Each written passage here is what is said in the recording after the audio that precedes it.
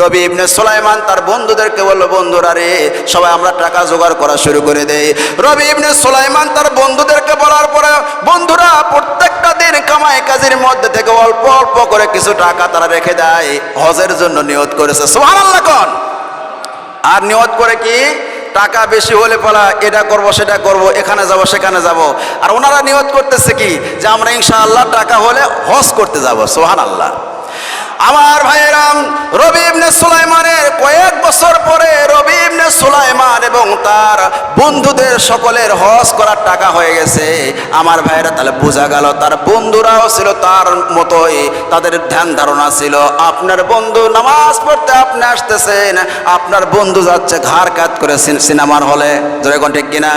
আপনি আসতেছেন নামাজ পড়তে, কোরআন তেলাওয়াত করতে, আপনার বন্ধু ফেসবুক ইউটিউব ইন্টারনেট নিয়ে বসে আছে, তাহলে তো আপনার মতো বন্ধু হলো না।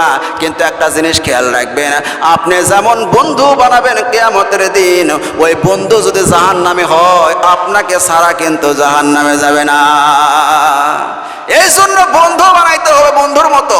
আল্লাহর রাসূল বলেছেন, তোমরা আলিমদের সাথে হাফেজদের সাথে মহব্বত রাখো, ভালোবাসা রাখো। কারণ কিয়ামতের দিন একজন হাফেজ কমপক্ষে 10 থেকে 10,000 মানুষকে আল্লাহর জান্নাতে নিয়ে যাবে, একজন আলিম 70 থেকে 70,000 মানুষকে বিনা হিসাবে জান্নাতে নিয়ে যাবে। সেই সুযোগে তোমার চান্স হতে পারে। জোরে বলুন সুবহানাল্লাহ। আমার ভাইয়েরা, রবি ইবনে সুলাইমান হজের টাকা হয়ে গেছে, বড় খুশি। এতদিন পর্যন্ত মানুষকে বলতাম, তোমরা হজ করতে যাচ্ছ, আমার সালাম গিয়ে নবীজির রওজায় তোমরা দিবে, কিন্তু এবার আমার নিজের টাকা হয়ে গেছে, হজ করার টাকা হয়েছে। খুব খুশি। যার সাথে দেখা হয় সবাই বলে, ভাইরা দোয়া করিস, এবার আমি নব হাজিব হজ করতে যাব, আমার জন্য দোয়া করো। সব মানুষের কাছ থেকে দোয়া নিচ্ছে, গ্রামবাসী, পাড়া প্রতিবেশী, আত্মীয় স্বজন সবার কাছ থেকে দোয়া নিচ্ছে, বিদায় নিচ্ছে। অনেক দূরে গ্রামে একটা আলিমের বাড়ি ছিল, ওই আলিমের কাছে দোয়া নেওয়ার জন্য রবি ইবনে সুলাইমান চলে গেছে। যাওয়ার পর আলিমকে বলছে, হুজুর আমি আসছি আপনার কাছে দোয়া নেওয়ার জন্য, আমি এবার হজ করতে যাচ্ছি, হুজুর আপনি দোয়া করেন। হুজুর দোয়া করে দিল। এবার রবি ইবনে সুলাইমান ওই আলিমের বাড়ির থেকে বাড়ির দিকে ফিরে আসতেছে। রাস্তায় আসতে আসতে সন্ধ্যা ঘনিয়ে আসছে, সূর্য ডুবে গেছে, আদৌ একদম আপনার সন্ধ্যা হয়ে গেছে। এরকম আপনার সন্ধ্যা হওয়ার পরে মানুষেরা কেউ নাই রাস্তাঘাটে। এমনি সময় দেখতেছি একটু একটু দেখা যায় জ্যোৎস্নার আলো একটু একটু আছে। দেখা যাচ্ছে একটা বোরকা পরিহিত একজন মহিলা, মাথা থেকে নিয়ে পা পর্যন্ত বোরকা পরা একজন মহিলা, হাতের মধ্যে একটা ব্যাগ। দেখতেছে রবি ইবনে সুলাইমান অনেক দূর থেকে দেখতেছে। ওই মহিলাটা ওই একটা মরা গাধা পরে আছে, মরে পড়ে একটা আছে মরা গাধা। ওই মরা গাধার কাছে গিয়ে ওই মহিলাটা ব্যাগের মধ্যে থেকে ছোট্ট একটা ছুরি বার করে, চাকু বার করে ওই মরা গাধার গোস্তগুলো কেটে কেটে ব্যাগের মধ্যে তুলতেছে। রবি ইবনে সুলাইমান আশ্চর্য হয়ে গেল, রাত হয়ে গেছে, দেখতে পাচ্ছি একটা মরা গাধা, কারণ জ্যোৎস্নার আলোতে দেখা যায় মরা গাধা পড়ে আছে। আর এই মহিলাটা মরা গাধার গোস্ত কেন কেটে কেটে ব্যাগের মধ্যে তোলে? নিশ্চয়ই মহিলাটা কোনো হোটেলে গোস্ত দিবে, অথবা সে বিক্রি করবে, অথবা সে কি কোনো কসাইয়ের সাথে তার লিঙ্ক আছে। সুতরাং আমি হজ করতে যাব, আমার সামনে এত বড় একটা অন্যায় হবে, এটা আমি সহ্য করব না। কিয়ামতের দিন আল্লাহর আদালতে আমি ধরা খেয়ে যাব। এবার মহিলাকে কিছু না বলে অনেক দূর থেকে ফলো করতেছে। মহিলাটা এই গোস্ত নিয়ে যায় কোথায় দেখি, মহিলাটা ব্যাগের মধ্যে গোস্ত নিয়ে রওনা করেছে। এবার রবি ইবনে সুলাইমান দূরত্ব বজায় রেখে হাঁটি হাঁটি পা পা করে মহিলার পিছনে যাইতেছে। মহিলা যাইতে যাইতে অনেক দূরে চলে গেল। যাওয়ার পরে একটা গুহা, একটা ঝুপড়িখানা, ছোট্ট একটা ঘর, ঘরের কাছে গিয়ে ডাক মারছে, মা দরজা খোলো। ভিতর থেকে কোরআনের আওয়াজ শোনা যাচ্ছে, যেন মেয়ে মানুষরা কোরআন তেলাওয়াত করতেছে ঘরের মধ্যে। আহারে কেমন মেয়ে বানাইছে, মেয়েরা বসে বসে কোরআন তেলাওয়াত করছে। আর আপনি কেমন মেয়ে বানাইলেন, কেমন ছেলে বানাইলেন? আপনার মেয়ে বসে বসে আইবুড়ো করতেছে, ভুরু কাটে চিকন করে ভুরু মারাচ্ছে, জোরে কণ্ঠে কিনা? আর আপনি আশায় বসে আছেন, আমি মরে যাওয়ার পরে, আমি হজ করলাম না তাতে কি হয়েছে, আমি মরে যাওয়ার পর আমার সোল আমার জন্য দোয়া করবে। সম্পদ রাখে যাচ্ছেন, ওই খালি বেচবে আর খালি গাঁজা খাবে আর ওই ইন্ডিয়ান সিনেমা দেখবে, জোরে কোন ঠিক কিনা? কোনো লাভ নাই আরেকজনের উপর আশা রাখে। আপনার কাজ আপনাই করতে হবে। সুবহানাল্লাহ কোন। রবি ইবনে সুলাইমান আশ্চর্য হয়ে গেল, কোন জায়গায় এই মহিলা আসলো? এবার ডাক মারছে, মা দরজা খোলো। ভিতর থেকে দুটা যুবতী মেয়ে বাহির হয়ে আসলো, এত সুন্দরী রূপসী সুরসী সুরামদের অধিকারিণী। ওই পূর্ণিমার চাঁদের মধ্যে কলঙ্কর দাগ আছে, মেয়েদের চেহারার মধ্যে কোনো দাগ স্পট নাই। বলুন না সুবহানাল্লাহ।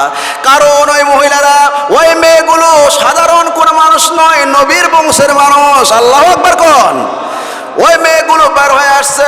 রবি ইবনে সুলাইমান জ্যোৎস্না রাত দেখতে পাচ্ছে, বুঝতে পারতেছে। এবার ওই মহিলা ব্যাগটা নিয়ে বলতেছে, মা ও আমার মেয়েরা, এই যে তোমরা 5 দিন হলো অনাহারে আসো, তোমাদের ক্ষুধার তাড়না তোমাদের সহ্য হয় না। এ মা, আমি অনেক কষ্ট করে এই যে গোস্ত নিয়ে আসছে, গোস্তগুলো সুন্দর করে সিদ্ধ করে সুন্দর করে রান্না করো। রবি ইবনে সুলাইমান অনেক দূর থেকে কথাগুলো শুনতেছে আর চিন্তা করতেছে, মা কেমন, মা কেমন জালিম, মা কেমন নিষ্ঠুর, মা এর কেমন মা নিজের সন্তানকে মরা গাধার গোস্ত খাইতে দেয়। একে তো গাধার গোস্ত খাওয়ায় হারাম, আবার মরা গাধা ডবল হারাম। কি হারাম বাবা? ডবল হারাম। এই গাধার গোস্ত কেমনে খাইতে দেয়? এবার রবি ইবনে সুলাইমান অনেক দূর থেকে আওয়াজ দিছে, মহিলা নিজের কলিজার টুকরা সন্তানদের সাথে প্রতারণা করো না, নিজের সন্তানদেরকে হারাম গোস্ত খাওয়াও না। এই গোস্ত খাওয়া জায়েজ নাই, আল্লাহর রাসূল হারাম করে দিয়েছেন। এই কথা বলার সঙ্গে সঙ্গে ওই মহিলাটা চোখের পানি ছেড়ে কাঁদতেছে আর বলতেছে, পথিক, যেই পথ দিয়ে আসছিলে সেই পথ দিয়ে তুমি চলে গেলেই পারতে, কেন তুমি কথা বললে? পথিক রে, তুমি জানো না, তুমি আমাদেরকে চিনতে পারো নাই। আমরা হলাম কুরাইশ বংশের লোক, আমরা হলাম নবীর বংশের মানুষ। আমার স্বামী 2 বছর আগে মৃত্যুবরণ করেছে, যা কিছু সম্পদ রেখে গিয়েছিল সব সম্পদ শেষ হয়ে গেছে। আমি মহিলা মানুষ, কার বাড়িতে কাজে যাব, মানুষের কাছে হাতও পাততে পারি না। নবীর বংশের মানুষেরা সওয়াল করতে পারে না, কারো কাছে যাইতেও পারে না। 3 দিন নয়, 4 দিন নয়, 5 দিন পর্যন্ত মেয়েরা অনাহারে আছে, আর সহ্য হয় নাই। মা তাদের মুখে কোনো খাবার দিতে পারছিলাম না। এমনি সময় আমি কি করব? সন্ধ্যা হয়ে গেছে, দেখলাম যে কোনো কিছু আছে কিনা। যাইতে যাইতে দেখলাম মরা গাধা পড়ে আছে, তার গোস্ত কেটে নিয়ে আসছি। এ পথিক, তোমার জন্য গোস্ত খাওয়া হারাম, কিন্তু আমাদের জন্য হালাল। এবার রবি ইবনে সুলাইমান আশ্চর্য হয়ে বলতেছে, মা এবার আমি নতুন হাজি হজ করার জন্য নিয়ত করছি রে মা। মনে মনে ভাবতেছে, যদি আমি নবীর রওজায় গিয়ে সালাম করি, নবীর রওজায় গিয়ে সালাম করি আর বলি আসসালামু আলাইকা ইয়া রাসূলুল্লাহ, আর নবী বলবে তো, এ আমার উম্মত, তুমি আমার রওজায় এসে সালাম করতেছ। আমার বংশের একজন মানুষ অনাহারে ছিল, তারে তুমি কোনো খাবার দাও নাই, আহার দাও নাই, অনাহারে অদ্যহারে তারা জিদ্দিনাতিপাত করছিল, তাদেরকে রেখে তুমি হজ করতে আসছো, আমি নবীর সামনে কি জবাব দিব? মনের ভিতরে এগুলো কথা ঘোরপাক খাচ্ছে। রবি ইবনে সুলাইমান বলেই ফেললো, মা রে, এবার আমি নতুন হাজি হজ করার নিয়ত করছি রে মা। ও মা, আমি হজ করতে যাব না, হজ করার সময় টাকা পয়সা তোমাদেরকে আমি দিতে চাই হাদিয়া হিসাবে। সুবহানাল্লাহ কোন। একটু অপেক্ষা করো, এই মরা গাধার গোস্ত খাইতে হবে না। রবি ইবনে সুলাইমান দৌড়ে গেলেন বাড়িতে, বিবিকে বলেন, বিবিরে খাবার কি আছে তাড়াতাড়ি দাও। যা খাবার ছিল সবকিছু বস্তার মধ্যে, ব্যাগের মধ্যে নিয়ে রবি ইবনে সুলাইমান মাথায় করে নিয়ে দৌড় ছুটছে। আর যে টাকা, ওই যে হজ করা যেগুলো টাকা ছিল, টাকাটা থলির মধ্যে নিয়ে চলে আসছে। আসার পরে মহিলাকে, বুরকা পরিহিতা মহিলাকে বলতেছে, মা এই যে হজ করার টাকা যা আমি রেখেছিলাম হজ করার জন্য, সব টাকা আমি আপনাকে দিলাম, এবার আমি হজ করব না। কারণ আপনাদেরকে অনাহারে অদ্যহারে নবীর বংশের মানুষকে রেখে আমি হজ করলে আমার হজ মনে হয় কবুল হবে না। আর এই যে খাবার আছে, খাবারগুলো খাও, শেষ হয়ে গেলে বলা এই টাকা দিয়ে তোর বাজার থেকে আবার বাজার করে খাবে। সুবহানাল্লাহ কোন। এবার ওই মা মহিলা, বুরকা পরিহিতা মহিলা হাত তুলে দোয়া করতেছে, আল্লাহ, যেই মানুষটা আমাদের জন্য এই কষ্টের কথা শুনে, নবীর বংশের কথা শুনে আমাদেরকে হাদিয়া দিল, সাহায্য করলো, আল্লাহ 1000 টাকা আমাদেরকে দান করে দিল রব্বুল আলামিন, আল্লাহ তাকে উত্তম হজ করার তৌফিক দান করে দাও। সুবহানাল্লাহ কোন। আর এক মেয়ে আবার দোয়া করতেছে, আল্লাহ, যে হাজী সাহেব হজ করার জন্য টাকা আমাদেরকে দান করে দিল, আল্লাহ এর ফলশ্রুতিতে আল্লাহ তুমি তাকে জান্নাত দান করে দাও। রবি ইবনে সুলাইমান এগুলো দোয়া নিয়ে চোখের পানি ছেড়ে আসতেছে, আর মনে মনে অনেক কল্পনা করতেছে, কতদিন পর্যন্ত আশা করেছিলাম নবীর রওজায় যাব, আল্লাহর ঘর ধরে আমি লাব্বাইক আল্লাহুম্মা লাব্বাইক বলে কাঁদবো, কিন্তু আমার মনের আশা পূর্ণ হলো না। যাক, বাড়িতে আসার পরে ওই যে 10 জন বন্ধু, ওরা 9 জন বাড়িতে চলে আসছে। রবি চলো, হজের তো যাওয়ার দিন চলে আসছে। রবি ইবনে সুলাইমান বলতেছে, ভাই আমি এবার হজ করতে যাব না। বলে কেন, তুই তো এই বায়না তুললি হজ করার, আর তুই যাবি না মানে? বল না, আমার একটা সমস্যা আছে, তোরা যা। বলে কিরকম মুনাফিক বারে, এই হজ করার কথা বলে আমাদেরকে মন করলো, আর এখন আসে করছে এই হজে যাবে না। বন্ধুরা মন খারাপ করে 9 জন চলে গেছে, রবি ইবনে সুলাইমান কিন্তু যায় নাই। রবি ইবনে সুলাইমান গুহার মধ্যে, গর্তের মধ্যে গিয়ে চোখের পাড়ে ছেড়ে কাঁদে আর বলে, আল্লাহ আমার হজ করা হলো না। এবার বন্ধুরা হজ করে অনেক লম্বা ইতিহাস, লম্বা ঘটনা, মালফুজাতের মধ্যে আশরাফ আলী থানভী রহমতুল্লাহ আলাইহি ঘটনাটা নিয়ে আসছেন। সেই সময় ওই 9টা বন্ধু হজ করে যখন চলে আসছে, আসার পরে ওই 9 বন্ধু বাড়িতে যাওয়ার আগে সর্বপ্রথম রবি ইবনে সুলাইমানের বাড়িতে চলে আসছে। আল্লাহু আকবার বলেন। আমার ভাইয়েরাম, এবার 9টা বন্ধু হজ করে আসার পরে বলতেছে, এ মুনাফিক, এ নেমখারাম, এ মিথ্যাবাদী, তোমার সাথে আমাদের কোনো বন্ধুত্ব নাই, তোমার সাথে আর বন্ধুত্ব করব না। রবি ইবনে সুলাইমান বলতেছে, ভাই কি হয়েছে, এগুলো বলে আমাকে কেন গালি দিচ্ছ? বলতেছে, তুমি বললে হজ করতে যাবে না, কিন্তু হজ করতে তুমি তো গেছিলা, তোমারে দেখলাম আল্লাহর ঘর কাবা শরীফের গিলাফ ধরে ধরে চোখের পারে ছেড়ে কাঁদতেছ আর বলতেছো লাব্বাইক আল্লাহুম্মা লাব্বাইক, এবং হাজর আসওয়াদ পাথর ওখানে গিয়ে দেখলাম যে তুমি এরকম চুম্বন খাইতেছ, এবং আরাফাতের ময়দানে তোমাকে দেখলাম অবস্থান করতেছ, মিনা মুজদালিফায় তোমাকে দেখলাম, আল্লাহর নবীর রওজায় গিয়ে দেখলাম চোখের পানি ছেড়ে আল্লাহর নবীকে সালাম জানাচ্ছ। রবি ইবনে সুলাইমান কাঁদে আর বলে, ভাই রে, সত্যি আমি হজ করতে যাই নাই। বলে, একজন হলে তো একটা কথা ছিল, একজন 2 জন নয়, 9 জন মানুষের 18টা চোখ দিয়ে আমরা তোরে দেখছি, কথা বলার সুযোগ হয় নাই। যখন নবীর রওজায় গেলাম, এক বন্ধু দৌড়ে আসে বলতেছে, নবীর রওজায় গিয়ে তোমারে বললাম, রবি রে, তুমি তো হজ করতে আসবে না, তাহলে তুমি কেমনে আসলে? সেই সময় তুমি আমাকে একটা কথা বলছিলে, মনে আছে? বলে কি? রবি ইবনে সুলাইমান তো আশ্চর্য হয়ে গেছে, আমি তো যাই নাই হজ করতে। বলে কি? বলে, সেই সময় বলেছিলে যে এখানে কথা বলার টাইম নাই, কাজ করো তোমরা, এই যে নবীর রওজা জিয়ারত করতে আমার একটা সমস্যা হইতেছে, এই টোপলাটা আর কাছে রাখতে চাই না, তোমাদের কাছে রাখো, আমি পরে নেব। সুবহানাল্লাহ কোন।